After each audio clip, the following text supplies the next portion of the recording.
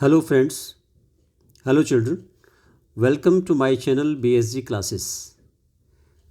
दोस्तों आज हम एसेंशियल इंग्लिश के सेकंड लेसन को पढ़ने जा रहे हैं और कल हमने इसका पहला लेसन कंप्लीट किया था।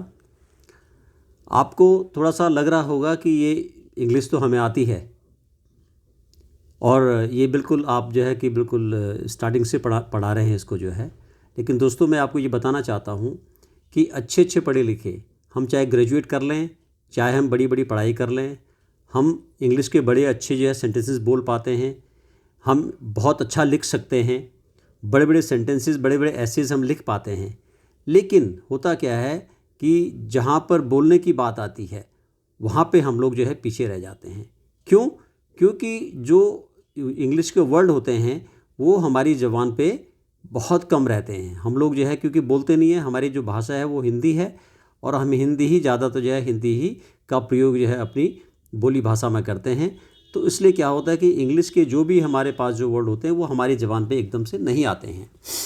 ये जो स्टेप वाइज और एसेंशियल इंग्लिश है इसमें आप देखेंगे कि हर एक सेंटेंस को बार बार आपसे क्वेश्चन पूछा गया है, बार बार आपको उसका उत्तर देना पड़ता है।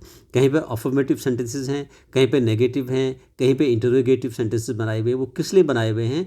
ताकि आप एक एक सेंटेंस को बार बार बोलेंगे, हैमर अप करेंगे अपने माइंड को, तो आपके दिमाग में वो चीज़ें रजिस्टर्ड हो जाएंगी और आप बोलने के लिए कोई भी शब्द आपकी ज़बान से एकदम निकलना शुरू हो जाएगा।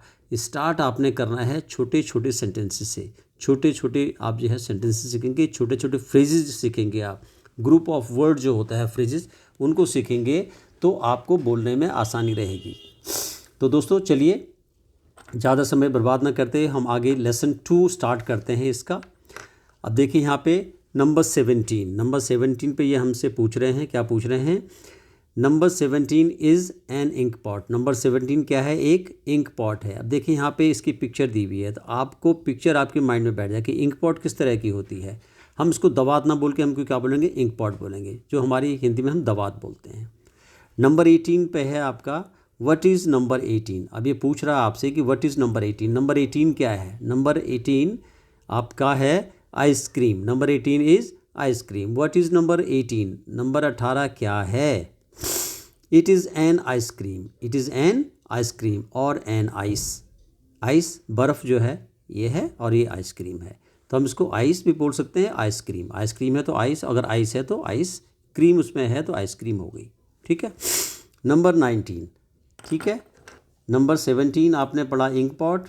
इन नंबर 18 पर आपने पढ़ा है ये आपका आइसक्रीम। देखिए ये आपको याद रखना है ताकि आपको जो पीछे आगे जो क्वेश्चन आपको पूछे जाएंगे तो आप कम से कम उनका जवाब जो है प्रॉपर दे सको और आपको वो चीज़ें याद रहें कि हमसे नंबर 17 पे क्या था, नंबर 18 पे क्या था, नंबर 19 पे हमारे पास क्या था। ठीक है। नंबर 19 है इज़ नंबर 19 एन एप्पल। ये आपसे पूछ रहा है क्या नंबर 19 एक एप्पल है? क्या नंबर 19 एक एप्पल है? Is number 19 is an apple? Yes, number 19 is. यहाँ पे लिखा है यस इट इज़। हाँ यह है, शॉर्ट फॉर्म है इसकी। हाँ यह है, यस इट इज़। आपने कंप्लीट नहीं बोलना है तो आप बोलेंगे यस इट इज़, हाँ यह है। अगर आपने कंप्लीट बोलना है yes it is an apple, it is an apple. ठीक है, it is an apple. Number 20 पे है, इसमें आपसे पूछा जा रहा है इज़ दिस एन एप्पल? क्या ये एक एप्पल है? Is this an apple? Is it an ice? What is it? क्या ये एक एप्पल है? क्या ये आइस है, बर्फ़ है? What is it? तो क्या है? इट इज़, इसकी शॉर्ट फॉर्म में बोलेंगे it's an eye. It's an eye, यह क्या है? एक आँख है। What is this? This is an eye, एक आँख है। अब देख रहे होंगे कि कहीं पे हम ए का प्रयोग कर रहे हैं, कहीं पे हम एन का प्रयोग कर रहे हैं। ये आप आगे पढ़ेंगे एन कहाँ पे आता है और ए कहाँ पे आता है। ठीक है, कौन से वर्ड के आगे एन आता है? एक, और एक ए का मतलब भी एक होता है।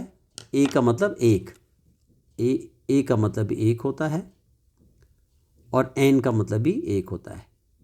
एन एप्पल हम बोलते हैं ना, जैसे एन एप्पल। और एन ऑरेंज, एन अम्ब्रेला, और आ जहाँ पे कॉन्सोनेंट होता है। आपको हमने पढ़ाया था ना कॉन्सोनेंट क्या होता है और वॉवल्स क्या होता है। 20 पे आपका है एप्पल, आई, एप्पल आपका 19 पे था और आई आपका 20 पे है। So this is an eye, यह एक आँख है, इट्स नॉट एन एप्पल, ये एक एप्पल नहीं है। इस तरह छोटे छोटे सेंटेंसेस आप बोलते रहेंगे तो बार बार बोलेंगे तो आपको वो चीज़ें याद होंगी और आपकी ज़बान आप अटकेंगी नहीं बोलते हुए। कभी भी आप जो है, आजकल बड़े बड़े वीडियोस आ रहे हैं जो कहते हैं कि हम 10 दिन में इंग्लिश सिखा देंगे, 30 दिन में इंग्लिश सिखा देंगे, आप बोलना शुरू कर दोगे, ठीक है। लेकिन ये शॉर्टकट हैं, शॉर्टकट में आप कितना सीख पाओगे। इंग्लिश तो आपको आती है, इंग्लिश तो आपने सीखी हुई है, बट शॉर्टकट में आपको रेडीमेड सेंटेंसेस दे देंगे। रेडीमेड सेंटेंसेस में जब आप, अगर आपको और सेंटेंस नहीं आएंगे रेडीमेड, कितना बोल पाओगे आप। तो अगर आप इसको स्टेप वाइज स्टार्ट से आप सीखना शुरू करेंगे तो आप अपने आप, you can make your own sentences, अपने आप अपने खुद के सेंटेंसेस आप बना पाओगे। आपको नकल करने की ज़रूरत नहीं होगी, आपको याद करने की ज़रूरत नहीं होगी। That's why these lessons are very useful for you. ये जो लेसन्स हैं आपके लिए, ये बहुत ज़्यादा ही आपको यूज़फुल रहने वाले हैं। आगे नंबर 21 पे है आपका, इज़ दिस अ शिप, क्या ये एक शिप है, ये शिप है। इज़ दिस अ क्लॉक, क्या ये क्लॉक है, क्या ये घड़ी है। व्हाट इज़ इट, तो क्या है, व्हाट इज़ इट, क्या है ये। इट इज़ यानी कि शॉर्ट फॉर्म में it's a cat and an umbrella, यह एक कैट है और एक अम्ब्रेला है। देखिए अ कैट, सी है, ये कॉन्सोनेंट है, व्यंजन है, इसलिए इसके आगे ए आया है, और ये यू है, यानी कि ए ई आई ओ यू, यानी कि इन लेटर से जो भी आपके शब्द स्टार्ट होते हैं उनके आगे हम आर्टिकल लगाते हैं एन, एन एक। और जो कॉन्सोनेंट होते हैं जैसे आपका बी हो गया, आपका सी हो गया, आपका डी हो गया, एफ हो गया, आपका जो है कि जे हो गया, जी हो गया, ये कॉन्सोनेंट है, इनके आगे हम लगाएंगे ए। ठीक है, तो ये भी आप साथ साथ सीखते जाइए। नंबर 20 पे आपका है, 20 पे आई था, नंबर 21 पे आपके पास है, that is cat and umbrella. ठीक है। नंबर 22, अब देखिए इसमें, इज़ दिस एन अम्ब्रेला और एन एरोप्लेन। देखिए इज़ दिस एन अम्ब्रेला और एन एरोप्लेन, क्या ये अम्ब्रेला है, क्या ये एक एरोप्लेन है। देखिए यहाँ पे भी आप देख रहे होंगे एन अम्ब्रेला, एन आया, एन एरोप्लेन, एन आया, यानी कि ये वॉवल से शुरू होते हैं। इज़ दिस एन अम्ब्रेला और an aeroplane. It's an aeroplane, ये क्या है, एक एरोप्लेन है, एक हवाई जहाज़ है, हमारी हिंदी में हवाई जहाज़ है, एरोप्लेन हवाई जहाज़ है। ठीक है।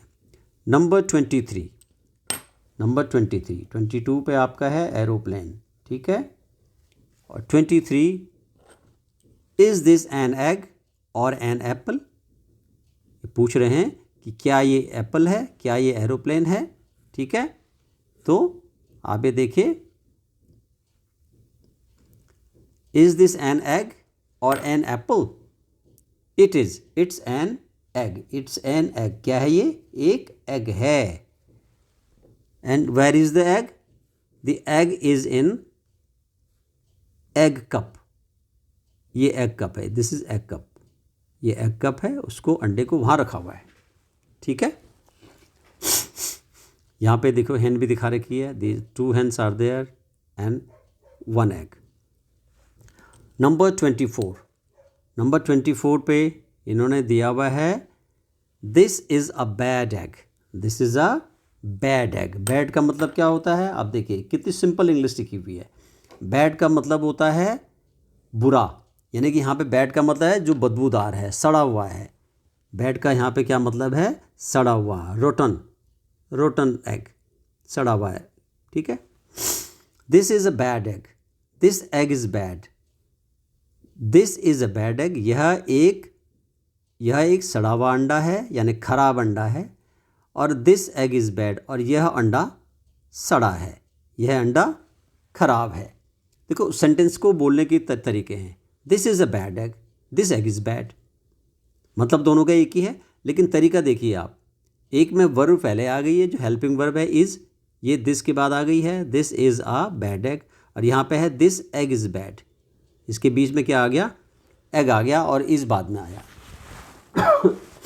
सेंटेंस को आप कितने तरीके से बोल सकते हैं ये आपने इसमें ये देखना है। सिंपल सेंटेंसेस हैं और सिंपल सेंटेंसेस को आप किस तरह से आपको बताया गया है।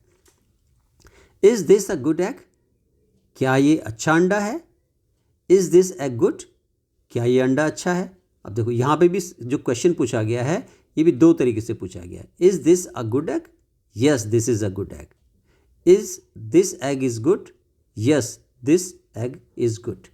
ये सेंटेंसेस इस तरह से। No it's not, no it is not, no ये नहीं है, ये नहीं है।